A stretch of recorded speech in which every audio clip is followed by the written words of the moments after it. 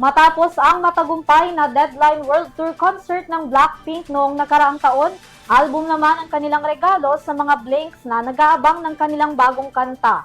Laman nito ang 5 track. Alamin ang buong detalye ng balita mula kay Sam Marcos.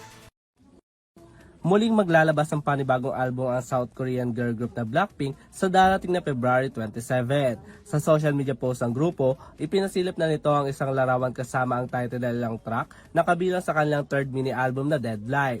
Magkakaroon naman ng 5 track ang kanilang ikatlong album kasama na ang kantang Jump na nauna na itong inirelease noong nakaraang taon.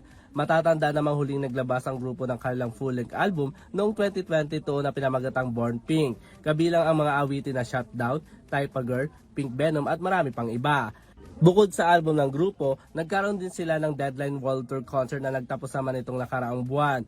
Samantala, hindi naman napigilan ng mga Blinks ang pagkasabik ng mga ito na marinig ang ilan pa sa kanilang mga awitin. Para sa EuroTV Showbiz Balita, ako si Sam Marto, sumasaludo sa bawat Pilipino.